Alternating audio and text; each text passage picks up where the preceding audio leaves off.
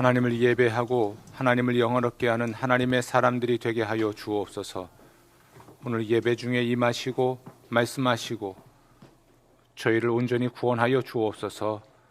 감사하오며 예수님 이름으로 기도합니다. 아멘.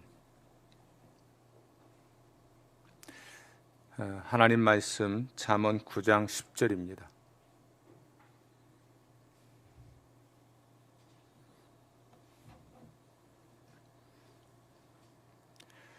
같이 읽습니다. 여호와를 경외하는 것이 지혜의 근본이요 거룩하신 자를 아는 것이 명철이니라. 아멘. 아멘.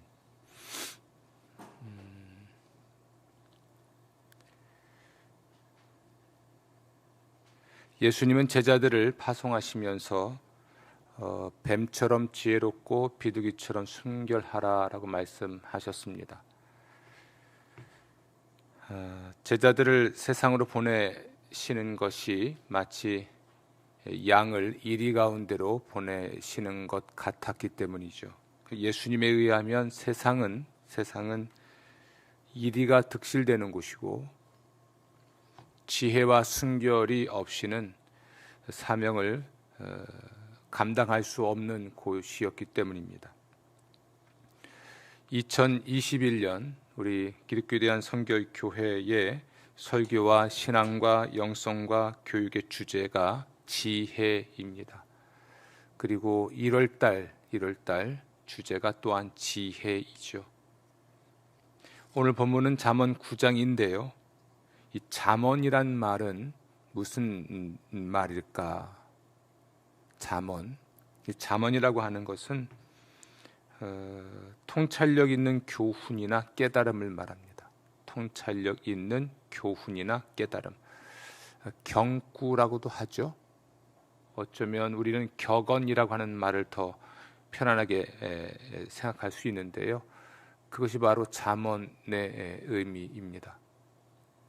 그런데 이 잠언의 목적이 있습니다. 잠언의 목적은 지혜와 훈계를 알게 하고 명철의 말씀을 깨닫게 하는 겁니다. 지혜와 훈계를 알게 하며 명철을 깨닫게 하는 것, 이것이 잠언의 목적이에요. 오늘 우리는 이 지혜와 관련된 다른 두 단어를 발견하게 됐는데요. 하나는 훈계고 하나는 명철입니다. 오늘 잠언 9장을 중심으로 지혜와 또 어리석음에 대해서 말씀을 나누고 어떻게 하면 우리가 지혜의 사람이 되고 지혜로운 삶을 살 수 있을지 하나님께 듣도록 하겠습니다. 이 지혜를 의미하는 히브리어는 본래 삶에 필요한 기술이나 전략을 의미합니다. 삶에 필요한 기술이나 전략. 그런데 이 잠언에서는 삶을 살아가는 데 필요한 도덕적이고 윤리적인 원리를 적용하는 것을 말합니다. 삶을 살아가는 데 필요한 도덕적이고 윤리적인 원리, 그 원리를 적용하는 것, 그게 지혜라고 잠언서는 이야기합니다. 따라서 기술자 또는 가수, 음악가, 또 바다를 항해하는 어떤 선원, 상담가, 이런 사람들은 지혜로운 사람이라고 할 수가 있었던 거죠. 지혜와 관련된 단어 중에 하나가 훈계였는데요. 이 훈계라고 하는 말은 어쩌면 훈련에 가까운 말이기도 합니다. 삶을 살아가는 데 필요한 원리를 알게 됐어도 그 원리를 숙달시키지 않으면 그것이 그의 것이 될 수가 없죠. 따라서 기술적으로 어떤 사는 방법, 일하는 방법을 알아도 정말 그렇게 일하기 위해서는, 살기 위해서는 훈련이 필요한데 그것이 바로 훈계입니다. 훈계. 명철을 의미하는 히브리어 단어는 분별력을 말하죠. 이렇게 우리가 삶을 살아가는 데 필요한 어떤 원리를 적용하는 것, 그것은 지혜이고, 또 알게 된 지식, 정보를 숙달시키는 것이 훈계이고, 이런 지혜와 훈계를 가진 사람들이 사람과 상황을 판단하는 또는 분별하는 능력을 우리는 명철이라고 합니다. 이건 통찰력이라고도 말을 할 수가 있겠죠. 이런 잠언의 목적, 이 세 가지인데 지혜와 훈계와 명철을 얻게 하는 것이었어요. 그래서 잠언을 이야기하는 것인데요, 결국 사람이 살아가는데 또는 성공적인 삶을 위해 필요한 지식이나 원리를 알고 그것을 익히고 그것을 토대로 분별하는 것이라고 말할 수가 있죠. 이렇게 본다면 오늘 잠언 9장에 나와 있는 대로 이 지혜라고 하는 것은 그 잔칫집의 고기나 포도주처럼 매우 소중한 것임을 알 수 있죠. 인생을 살아가는 데 있어서 매우 소중하고 매우 중요한 것이라 할 수가 있습니다. 또 이런 지혜를 가진 사람, 또 지혜를 갖길 원하는 사람들은 자기를 가르치는 사람을 사랑하죠. 자기를 훈련하는 사람도 사랑합니다. 소중히 여기죠. 자기를 징계하는 사람을 존중하고 책망하는 자를 또 사랑하죠. 그런 징계나 책망을 통해서 삶에 필요한 원리를 알게 되고 또는 익히게 되고 때로는 판단하고 분별할 수 있게 되기 때문에 그러한 것을 매우 사랑합니다. 자기에게 선생을 두는 거죠. 자기의 스승을 둡니다. 그 스승을 통해서 배우는 거죠. 자기의 상담가를 둡니다. 그 상담가를 통해서 삶의 조언을 얻는 것이죠. 자기의 개인 트레이너를 두는 겁니다. 그를 통해서 훈련을 받는 것이죠. 지혜로운 사람은 인생을 그렇게 삽니다. 스승이 있고 트레이너가 있고 상담가가 있고 또 삶의 중요한 순간마다 그 자신의 스승 또는 트레이너 혹은 상담가를 만나서 조언을 구하죠. 때로는 자신의 행동과 말에 대해서 그 자기의 스승이 자신의 트레이너가 자신의 상담가가 엄히 꾸짖거나 또는 징계할 때에 그것을 달게 받습니다. 그걸 통해서 그는 더 지혜로워지고 훨씬 더 성숙한 사람이 될 수 있기 때문에 그렇죠. 또한 성공과 평안과 생명의 복을 누릴 수 있기 때문에 그렇습니다. 잠언 9장 11절입니다. 나 지혜로 말미암아 내 날이 많아질 것이요 내 생명의 해가 내게 더하리라. 내가 만일 지혜로우면 그 지혜가 내게 유익할 것이나. 아멘. 지혜로 말미암아 생명을 얻고 지혜로 말미암아 장수한다. 이 말은 우리가 인생을 살아가는 그 삶이 우리의 인생이 풍요로워진다는 이야기입니다. 잘 되는 것이고 잘 살 것이고 삶이 풍요로워질 것을 생명이란 말로 표현을 해주고 있죠. 따라서 솔로몬은 너는 귀를 기울여 지혜 있는 자의 말씀을 들으며 내 지식에 마음을 두라라고 촉구합니다. 이런 표현들, 솔로몬이 지금 너는 귀를 기울여 지혜 있는 자의 말씀을 들으며 내 지식에 마음을 두라라고 하는 이런 충고들, 이런 것들은 성경의 보편적인 충고죠. 예수님도 그렇게 말씀하셨는데요, 귀 있는 자는 들어라. 또 요한계시록에 가면 귀 있는 사람은 성령이 교회하시는 말씀을 들어라 이렇게 말을 하잖아요. 들으라는 것이죠. 그러니까 들어야 지혜가 생기니까, 또 들어야 삶을 성공할 수 있는 삶을 위한 어떤 원리도 알 수 있으니까, 들어야, 다시 말하면 말을 듣는 것이니까 훈육을 받아들여야 그가 고쳐질 수 있잖아요. 그래서 성경은 또 솔로몬은 자꾸만 지혜를 들을 것을 권면하고 있습니다. 잠언 9장 4절입니다. 어리석은 자는 이리로 돌이키라. 너는 와서 내 식물을 먹으며 내 혼합한 포도주를 마시고 어리석음을 버리고 생명을 얻으라. 명철의 길을 행하라. 아멘. 잠언 9장 1절부터 6절은 지혜를 의미하는 한 여인이 집을 짓고 그리고 고기와 포도주로 상을 차린 후에 어리석은 사람들을 초대하는 장면이 나옵니다. 초대하는 이야기가 9장 4절에 기록되어 있는 건데요, 여기서 지혜를 의미하는 한 여인을 우리는 하나님으로 바꿀 수도 있습니다. 그러니까 하나님께서는 자기의 집으로 사람들을 초대해서 고기와 포도주가 의미하는 하나님의 지혜를 얻으라고 이야기하는 것이죠. 고기를 먹고 포도주를 마심으로써 몸의 건강과 또는 평안과 행복을 누리듯이 하나님의 집을 찾아와서 하나님께로부터 듣고 배우고 익혀서 지혜자가 되라. 그래야만 인생을 성공할 수 있고 인생이 풍요로울 수 있기 때문인 것이죠. 아멘. 우리가 이 지혜로운 사람 또는 지혜를 바르게 이해하려면 잠언서에서는 어리석은 사람을 이해할 필요가 있습니다. 이제 거꾸로 배우는 거죠. 지혜가 무엇일까를 배우려면 어리석음이 무엇인지를 배우는 거고요. 지혜로운 사람이 어떤 사람인지를 이해하려면 어리석은 사람이 어떤 사람인지를 이해하는 것이죠. 잠언 9장에 나와 있는 이 어리석은 사람에 대한 이야기를 좀 하려고 합니다. 혹은 잠언서에 나와 있는 어리석은 사람의 몇 가지 면모를 이야기하려고 합니다. 여러분, 이 어리석은 사람은 무엇보다도 생각이 꽉 막힌 사람이에요. 생각이 꽉 막혀 있습니다. 사방이 꽉 막혀 있는 그런 공간에 있는 사람처럼 그의 생각이 사방이 막혀 있습니다. 완고하고 고집이 세죠. 이 사람은 자기가 모든 것을 알고 있다고 생각해요. 그리고 이 사람은 자기가 항상 옳다고 생각합니다. 모든 것을 알고 있고 항상 옳기 때문에 누구의 말도 듣지 않습니다. 모든 것의 판단 기준이 자기 자신이니까 이 사람을 일컬어서 우리는 완고하다, 고집이 세다 이렇게 표현을 하는 것입니다. 또 이 어리석은 사람은 영적 감각이 없습니다. 이 감각이 없다는 말은 분별하지 못한다는 이야기예요. 상황을 판단하지 못합니다.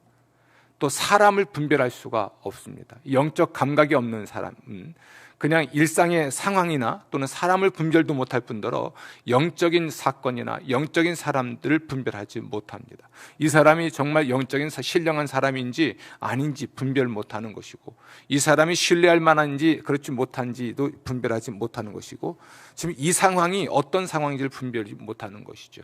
조금 나쁘게 표현하면 똥인지 오줌인지 분간 못하는 사람, 이 사람이 어리석은 사람이라는 것입니다. 또 어리석은 사람은 행동이 교만하고 난폭하고 강팍합니다. 행동이 교만하고 난폭하고 강팍합니다. 그래서 하나님을 거부합니다. 아주 완강하게 거부하죠. 난폭하니까 자기를 충고하고 책망하는 사람을 해코지합니다. 이 어리석은 사람이에요. 자기를 충고하거나 또는 징계하거나 꾸짖는 사람을 어떻게 해요? 해코지합니다. 예수님도 이런 말씀을 하신 일이 있습니다. 진주를 돼지에게 주지 마라. 그렇죠. 그 가치를 알지 못하기 때문에 진주도 발로 밟고 그걸 던져준 사람도 해코지한다. 이 말씀을 예수님은 비판과 관련된 말씀을 할 때 하셨는데요. 곧 다시 말하면 가치를 모르는 사람을 비판했다가는 그 비판을 받아들이지 않을 뿐 아니라 비판한 너를 해코지할 것이니까 비판하지 말라는 것입니다. 비판에도 지혜가 필요한 것이죠. 그러니까 어리석은 사람은 난폭합니다. 어떤 충고, 어떤 책망, 어떤 꾸짖음이 있을 때 화부터 내고 그리고 그를 해코지하려고 하죠. 보복하려고 합니다. 성경에 이 어리석은 인물이 한 명만이 아니지만 대표적인 인물이 있습니다. 그는 바로 나발이라는 사람입니다. 원래 이 나발이라고 하는 말 자체가 영적 감각이 없는 사람 혹은 미련한 사람, 미련퉁이를 의미하는 히브리 단어이기도 한데요. 이 나발이라고 하는 사람은 나중에 다윗의 부인이 되었던 아비가일이라는 사람의 남편입니다. 사무엘상 25장에 이 사람의 이야기가 나옵니다. 소개를 좀 하고자 합니다. 이 사람은 양이 3,000마리고 염소가 1,000마리가 있는 큰 부자였습니다. 일찍이 들에서 이 나발의 하인들이 나발의 양들을 지키는 동안에 다윗이 밤낮 그들의 담이 되어줬습니다. 따라서 이 나발의 하인들은 물론이고 나발의 양 중에 한 마리도 잃지 않았었죠. 시간이 흐른 후에 다윗이 나발에게 사람을 보내어서 도움을 요청을 했습니다. 하지만 이 나발은 다윗의 도움 요청을 거절을 합니다. 그리고 거절할 뿐 아니라 다윗을 모욕합니다. 다윗의 표현에 의하면 이 나발이라고 하는 사람은 악으로 선을 갚은 것이죠. 그러니까 이 사람은 은혜를 악으로 갚은 사람이었던 겁니다. 나발이라는 사람의 말을 한번 들어보십시오. 들어보면 그가 확실히 불량한 사람, 성경의 표현대로 불량한 사람이라는 것을 알 수가 있는데요. 사무엘상 25장 10절입니다. 다윗은 누구며 이새의 아들은 누구냐? 요즘에 각기 주인에게서 억지로 떠나는 종이 많도다. 내가 어찌 내 떡과 물과 내 양털 깎는 자를 위하여 잡은 고기를 가져다가 어디서 왔는지도 알지 못하는 자들에게 주겠느냐? 다윗의 사정이 지금 도망자의 사정입니다. 사울을 피하여 도망 다니고 있는 중이거든요. 그 와중에 나발의 양들과 하인들을 들에서 보호해 주었었어요. 도망자이다 보니까 사실은 먹는 것이 귀했죠. 그래서 나발에게 마침 도움을 요청했지만 도움 요청도 거절당했고 심지어 인격적 모욕까지 당합니다. 나발은 과연 다윗을 몰랐는가? 아닙니다. 나발은 다윗을 이미 알고 있었습니다. 나발은 다윗이 그를 도와준 것을 몰랐는가? 그렇지 않습니다. 그는 알고 있었습니다. 그럼에도 그는 이렇게 말을 하잖아요. 요즘 각기 주인에게서 억지로 떠나는 종이 있다. 이 말이 넌지시 말하는 건 다윗을 지금 비난하고 있는 겁니다. 억지로 주인을 떠난 종 주제에, 그리고 근본도 모르는 사람들에게, 어디로부터 왔는지도 모르는 사람들에게 내 하인들을 위하여 잡은 고기를 줄 수 있겠느냐? 그러니까 자기의 하인 취급도 안 하는 겁니다. 이렇게 다윗을 모욕하고 다윗과 함께 했던 사람들을 모욕했던 것이죠. 성경에 의하면 이것은 나발의 하인들의 평가인데요. 이 나발이라고 하는 사람은 불량하여 더불어 말할 수 없는 사람이었다라고 기록합니다. 그것이 25장 17절에 나와 있어요. 사무엘상 25장 17절에 불량하여 더불어 말할 수 없는 사람이다. 따라서 이 나발에게는 진실을 말한다는 것이 의미가 없습니다. 난폭하니까 진실을 말했다가는 오히려 이제 해를 입는 거죠. 해코지 당하는 것이죠. 불량하여 더불어 말할 수 없다는 말은 진실을 말할 수 없는 것입니다. 수틀리면 본인 마음에 들지 않으면 그저 정직한 말을 한 사람을 해코지 하니까 나발의 하인들은 진실을 말할 수가 없었던 것이죠. 나발을 징계하거나 책망하거나 할 수 있는 사람은 아무도 없었습니다. 나발이라 하는 사람의 불량함은 그의 아내가 진실을 한번 말했을 때 나타났습니다. 사무엘상 25장 37절입니다. 아침에 나발이 포도주에 깬 후에 그의 아내가 그에게 이 일을 말하며 그가 낙담하여 몸이 돌과 같이 되었더니, 나발의 아내였던 아비가일이 다윗을 위하여 음식을 준비하고 다윗을 대접한 일이 있었거든요. 나발은 거절했지만 그의 부인이었던 아비가일은 다윗의 일행에게 먹을 것을 공급했습니다. 이제 그 사실을 이야기해 준 거예요. 그랬더니 나발이 낙담하여 몸이 돌과 같이 됐다. 그래서 어떤 성경학자는 그가 그 말을 듣는 순간 뇌졸중으로 죽었다 이렇게 표현합니다. 생각해 보세요.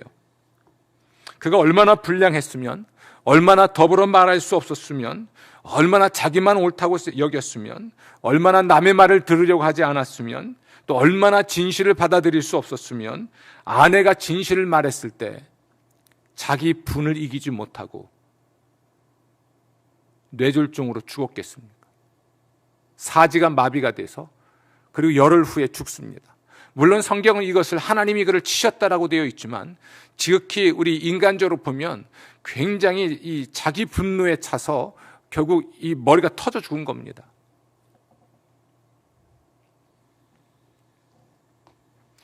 나발의 아내는 남편 나발의 불량함을 그의 미련함 때문이라고 해요. 이 나발이라고 하는 사람은 자기가 불량하고 미련하다는 것을 자기만 몰라요. 자기 하인들도 알고 자기 부인도 알아요. 오죽하면 나발의 부인이었던 아비가일이 다윗에게 다윗을 만나서 그의 이름값을 하는 사람입니다. 그 사람은 미련한 사람이에요 하고 말을 할 정도입니다. 나발의 하인들이 아비가일을 찾아와서 그 나발이 다윗을 모욕한 사실을 이야기할 때 하는 말도 할 때 그 표현도 불량하여 더불어 말할 수 없는 사람이라고 표현되어 있습니다. 그러니까 이 나발이라고 하는 사람은 자기가 미련하고 어리석은 것을 자기만 몰라요. 다 아는데 그 사람만 몰라요. 벽창호 같은 사람. 스스로는 모든 걸 알고 있고 스스로는 모든 것이 본인만 옳은 사람인데 스스로 어리석다는 것을, 불량하다는 것을 하인도 알고 부인도 아는데 누구만 몰라요? 자기만 모르는 사람이에요. 그러니까 어떤 조언도, 어떤 충고도, 어떤 정직한 말도 들으려고도 하지 않았고 그런 말을 들으면 화가 나서 뇌졸중으로 죽는 거죠.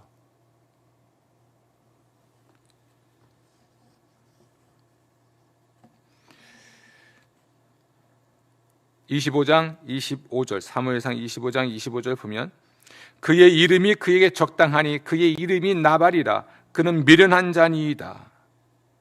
이 지혜로운 여인의 해학이 보이는 표현이기도 했지만 이 아비가일이라고 하는 여인은 남편이 얼마나 불량한 사람인지, 얼마나 벽창호인지, 얼마나 생각이 꽉 막힌 사람인지, 얼마나 난폭한 사람인지, 그러니까 잠언서에서 어리석은 사람을 표현하는 것이 다 담긴 사람이 이 나발이라는 사람이었습니다. 나발은 하나님의 길을 알지 못하여 현실을 바로 보지 못하고 살았습니다. 큰 부자였지만 불량했습니다. 항상 자기가 옳았고 따라서 아무도 그와 더불어 말할 수 없었습니다. 그는 마치 왕이나 된 것처럼 진수성찬을 차려 잔치를 벌였지만 나그네를 대접할 줄 모르는 사람이었습니다. 나발은 큰 부자였지만 미련했고 나발은 악으로 선을 갚았습니다. 곧 은혜를 원수로 갚은 사람이었죠. 그리고 심지어 은혜 베푼 자를 멸시했습니다. 하나님의 싸움을 싸우는 사람, 일생에 악한 일을 찾을 수 없는 사람을 알아보지 못했죠. 다시 말하면 다윗이라고 하는 인물을 사실은 알면서도 그가 주인을 억지로 떠난 종 정도로 취급했습니다. 하나님의 싸움을 싸우는 사람, 일생 악을 찾아볼 수 없는 사람이라는 것을 알아보지 못한, 영적 분별력이 전혀 없는 사람이었습니다. 오히려 그런 사람을 멸시하고 그런 사람을 홀대했던 것이죠. 그런데 그의 부인이었던 아비가일은 지혜로운 여인이었습니다. 여러분, 이 나발의 아내는 자기의 지혜로 남편의 불량함과 미련함 때문에 벌어진 일을 긴급하게 수습합니다. 나발의 하인은 나발이 다윗을 모욕한 일을, 악으로 다윗의 선을 갚은 일을 나발의 아내에게 말을 합니다. 나발에게는 말을 못하는데 그의 아내에게는 말을 했다는 것은 성경 문맥으로 보면 그렇습니다. 이 아비가일이라고 하는 여인은 더불어 말을 할 수 있는 선량한 사람이었구나. 하인이어도 편안하게 정직한 이야기를 할 수 있는, 그 말을 들어줄 수 있는 그러한 선량한 여인이었구나. 나발은 불량하여 더불어 말할 수 없었지만 아비가일은 선량하여 더불어 말할 수 있는, 하인들의 말도 충분히 듣고 지혜롭게 대처할 수 있는 여인이었음을 알 수가 있죠. 나발의 아내 아비가일은 진실을 알고 나서 남편에게는 말하지 않고 급히 행동을 했습니다. 그것은 아비가일은 그의 남편의 불량함과 미련함을 알고 있었기 때문이죠.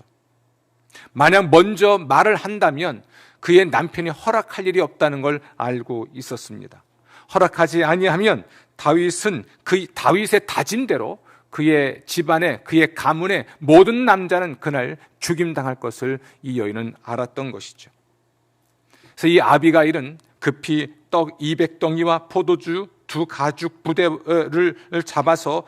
부대와 잡아서 요리한 양 5마리와 붉은 곡식 5새아와 건포도 100송이와 무화과 뭉치 200개를 가져다가 나귀에 싣고 소년들을 앞서 보냅니다. 이 아비가일은 은혜를 은혜로 갚은 여인이었어요. 나발은 은혜를 원수로 갚았죠. 악으로 선을 갚았죠. 그러나 이 아비가일은 선으로 선을 갚았습니다. 아비가일은 다윗을 보고 급히 나귀에서 내려 다윗 앞에 엎드려 그의 얼굴을 땅에 대며 말을 합니다. 사무엘상 25장 24절입니다. 내 주여, 이 죄악을 나 곧 내게로 돌리시고 여중에게 주의 귀에 말하게 하시고 이 여중의 말을 들으소서. 이 아비가일은 다윗을 보고 그 앞에 엎드려 말을 하면서 첫 마디가 내 주여라고 말을 합니다. 자기를 여중이라고 하죠. 나발은 뭐라 말했습니까? 요즘 주인을 억지로 떠난 종이 있다 하던데 다윗을 종 취급했지만 이 아비가일은 다윗 앞에서 내가 종입니다. 당신은 나의 주입니다. 이렇게 고백을 합니다. 사람을 알아본 것이지요. 아비가일은 다윗이 하나님의 싸움을 싸우는 자, 일생에 악한 일을 찾을 수 없는 자, 하나님이 세우신 이스라엘의 지도자, 그리고 차세대 지도자인 것을 알아봤습니다. 이미 다윗에 대한 소문은 이스라엘 땅 전역에 퍼져 있었기 때문에 다윗을 어떻게 평가하는 것은 개인의 자유지만 이 아비가일은 다윗이 차세대 이스라엘의 왕이 될 것을 알고 있었고요. 그리고 당연히 이 아비가일이 이 다윗을 존중하고 소중히 여긴 것을 알 수 있습니다. 이게 이 여인의 지혜였습니다. 아비가일은 불량했고 미련했던 남편이 벌인 일을 긴급하게 수습합니다. 가문의 모든 남자와 하인들은 물론 재산을 지킬 수 있었고요. 남편이 죽은 후에는 다윗의 아내가 되는 복을 누리게 됩니다.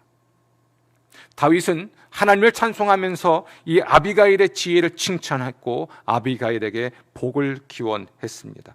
사무엘상 25장 32절입니다. 다윗이 아비가일에게 이르되 오늘 너를 보내어 나를 영접하게 하신 이스라엘의 하나님 여호와를 찬송할지로다.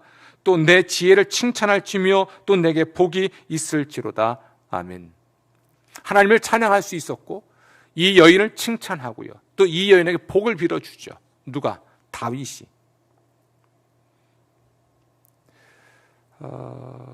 그리고 그 복대로 되었습니다. 아비가일은 다윗의 훗날 다윗의 아내가 되고 그러니까 국모가 된 여인이었죠. 어리석은 사람은 지혜와 훈계를 멸시합니다. 자기를 징계하는 사람을 능욕하고 자기를 책망하는 자를 흠잡고 미워합니다. 이 어리석은 사람은 오늘 잠언 9장 13절 말씀 보면 시끄럽기만 할 뿐 아무것도 모릅니다. 그리고 도둑질한 물이 달고 몰래 먹는 떡이 맛이 있다라는 말로 도둑질과 약탈을 충동하지만 결국 도둑질한 것을 먹고 약탈한 것을 먹다가는 그가 결국 실패한 인생을 살게 될 것이죠.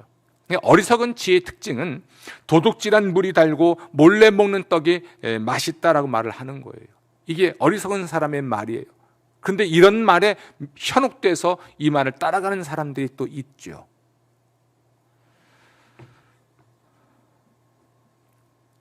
잠언 9장 18절입니다. 오직 그 어리석은 자는 죽은 자들이 거기 있는 것과 그의 객들이 스올 깊은 곳에 있는 것을 알지 못합니다.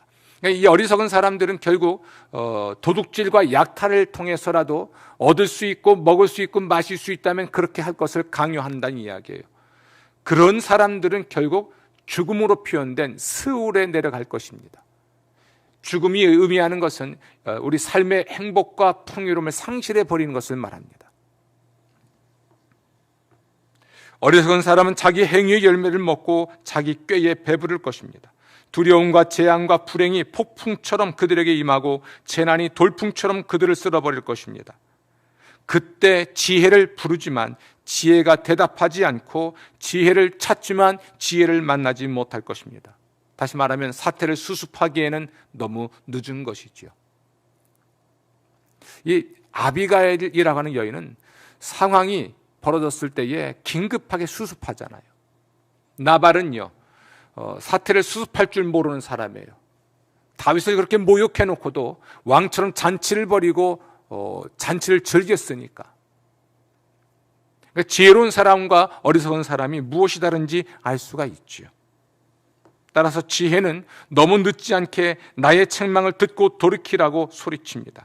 내 식물을 먹으며 내 혼합한 포도주를 마시고 어리석음을 버리고 생명을 얻으라, 명철의 길을 얻으라, 행하라 라고 외칩니다.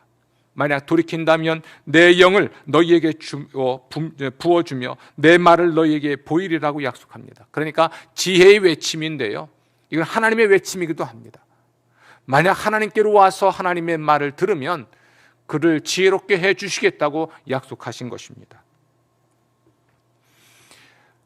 만약 사람이 성공적인 삶을 살길 원하고 또 성공적인 삶을 사는 법을 배우길 원한다면 우리가 나발과 아비가일의 이야기를 통해서 알 수 있는 진리 하나가 있습니다.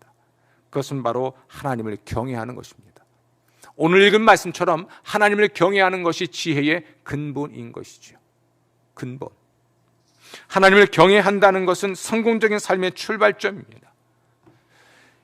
이 하나님을 경외한다는 것은 거룩한 두려움을 갖는다는 것인데요, 실질적으로 말한다면 하나님을 우러러 보고 순종하는 신뢰를 의미합니다. 하나님을 우러러보고 순종하는 신뢰, 이것이 하나님을 경외한다는 말의 뜻입니다. 따라서 하나님을 경외하는 사람은 하나님을 절대적으로 중요하게 생각합니다. 하나님을 영화롭게 합니다. 하나님을 최우선하는 사람입니다.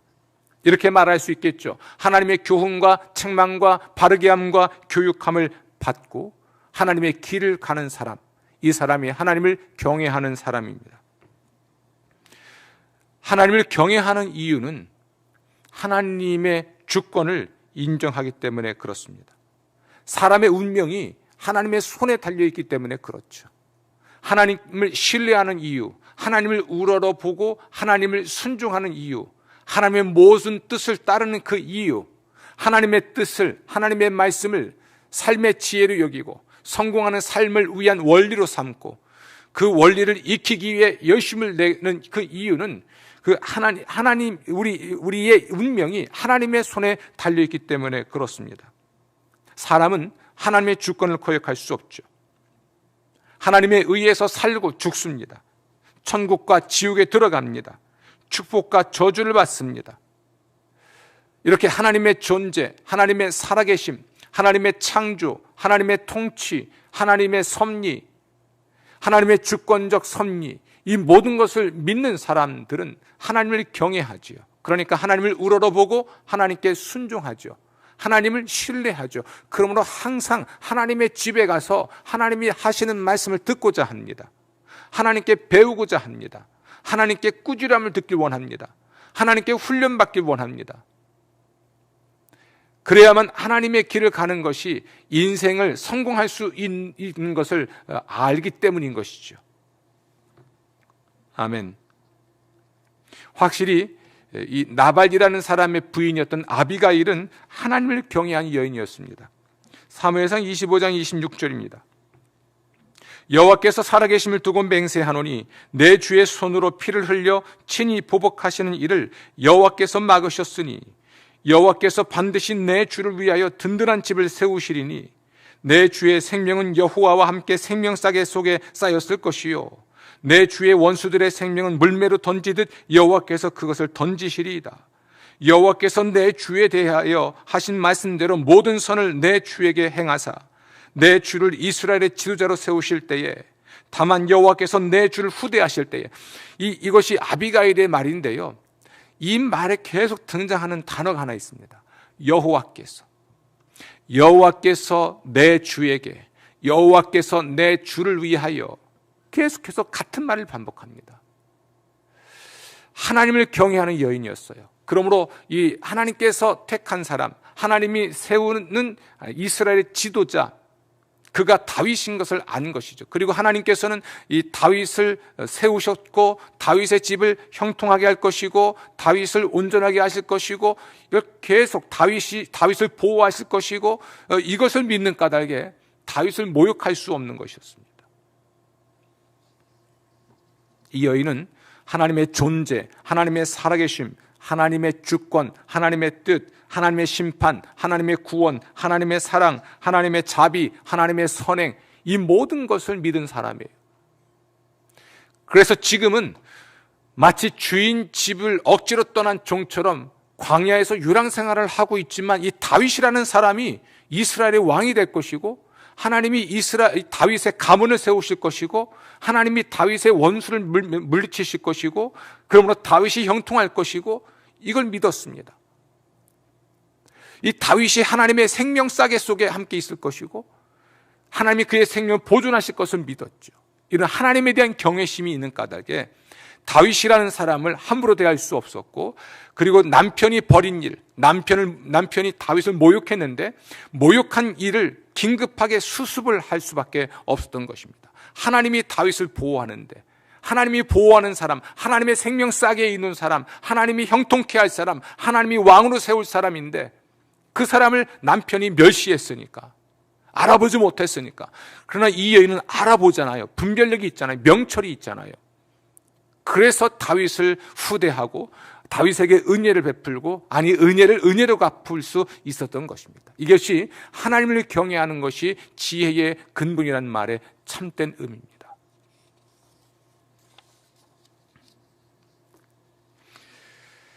우리가 하나님을 경외하지 않으면, 그분을 신뢰하지 않으면, 그분을 우러러보고 순종하지 않으면, 하나님을 절대적으로 중요하게 생각하고 하나님을 영화롭게 하고 하나님을 최우선하지 않으면 우리는 실패와 불안과 죽음을 경험하게 될 것입니다.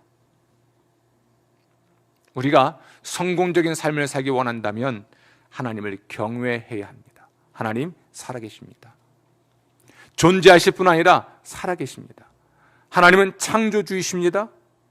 하나님은 통치자이십니다. 하나님은 주관자이십니다. 하나님은 구원자이십니다. 아멘. 하나님께서 만드셨고 다스리시고 돌보시고 그 뜻대로 이끄시고 목적에 맞게 인도하시는 분이십니다. 하나님을 경외하는 것이 성공하는 삶을 사는 가장 근본적인 원리이고, 하나님을 경외하는 까닭에 하나님의 말씀을 듣고 하나님의 말씀을, 하나님의 뜻을, 하나님의 표준을 자기의 삶의 표준으로, 자기 인생의 뜻으로, 자기 삶의 목적으로 삼는 사람, 그 사람이 성공하는 삶을 삽니다.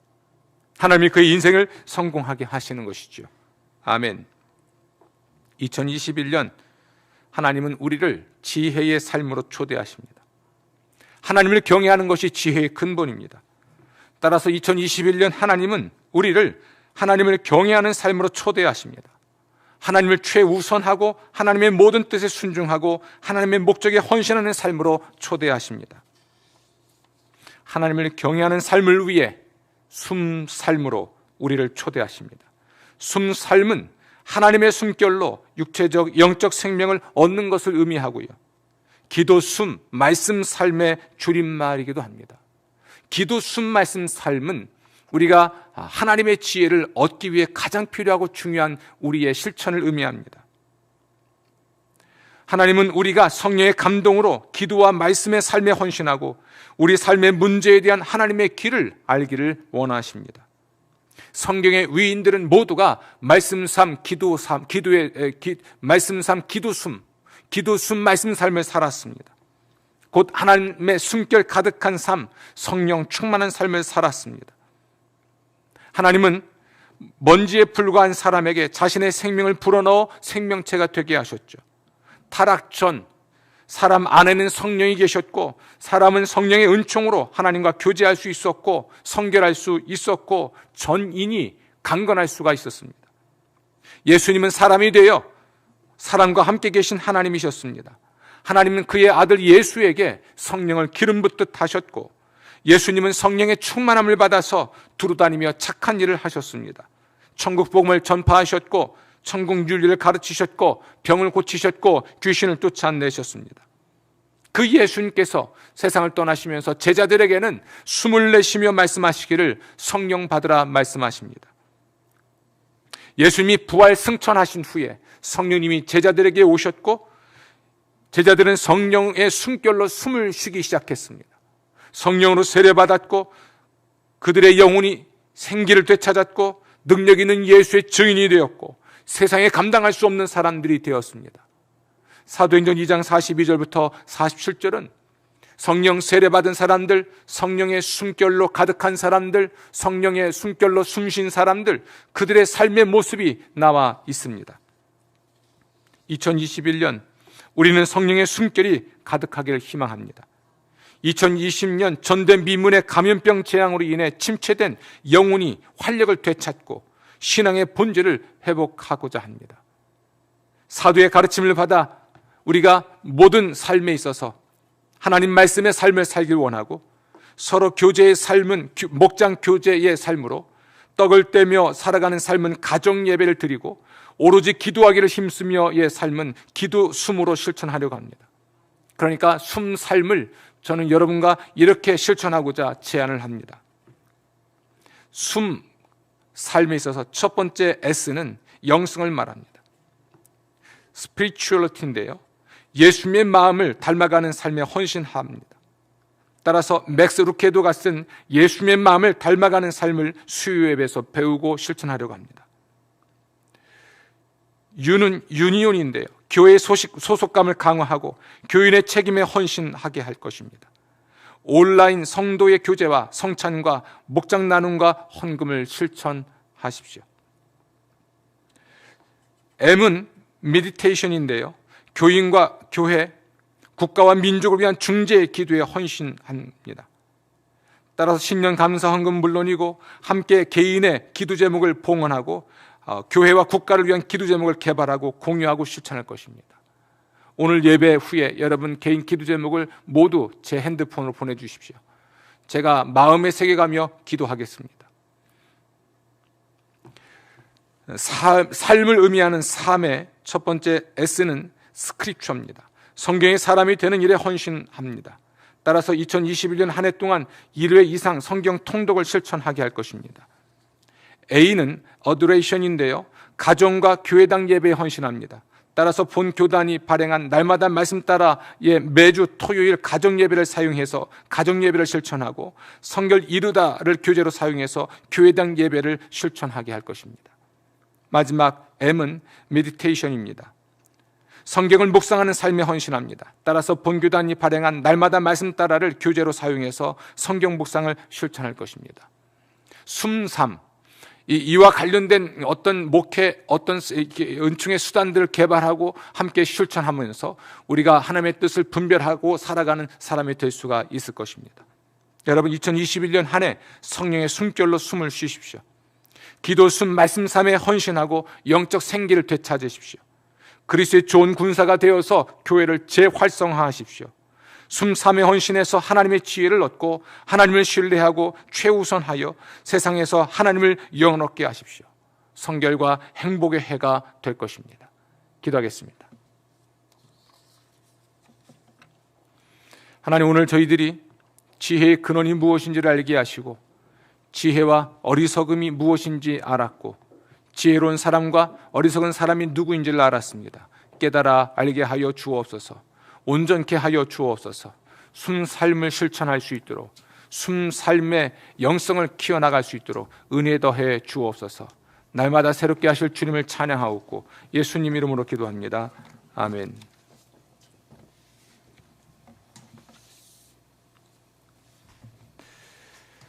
헌금하는 시간입니다.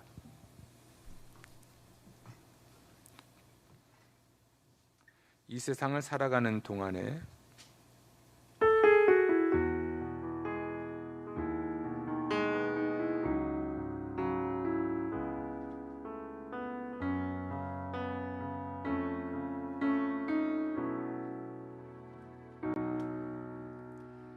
세상을 살아가는 동안에 나의 힘을 의지할 수 없으니 기도하고 낙심하지 말 것은 주께서 참 소망이 되심이라. 하나님의 꿈이 나의 비전이 되고 예수님의 성품이 나의 인격이 되고 성령님의 권능이 나의 능력이 되길 원하고 바라고 기도합니다. 주의 길을 걸어가는 동안에 주의 길을 걸어가는 동안에 세상에 것 의지할 수 없으니 감사하고 낙심하지 말 것은 주께서 참 기쁨이 되심이라. 하나님의 꿈이 우리 비전이 되고 예수님의 성품이 우리 인격이 되고 성령님의 권능이 우리 능력이 되길 원하고 바라고 기도합니다. 하나님, 저희들이 예배당에 모이지 못하지만 우리의 삶의 자리에서 주일 예배를 드렸습니다. 예배를 드리면서 예물을 또한 함께 드립니다.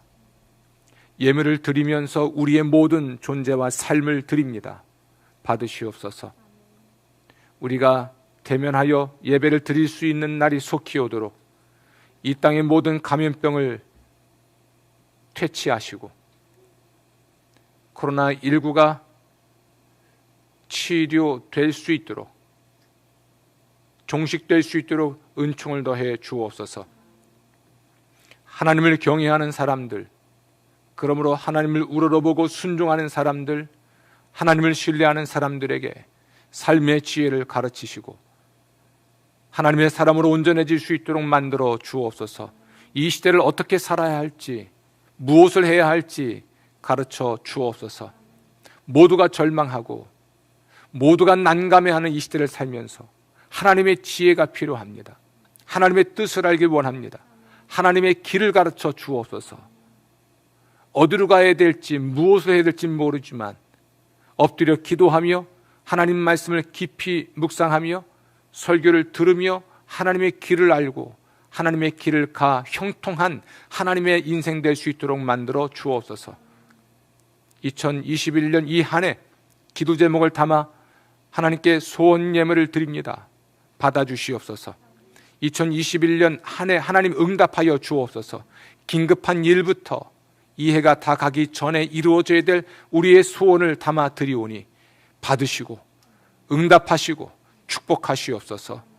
이제는 성부와 성자와 성령 하나님의 기도 응답과 축복이 2021년 새해를 시작하는 모든 하나님의 사람들에게 영원히 함께 있을지어다. 아멘.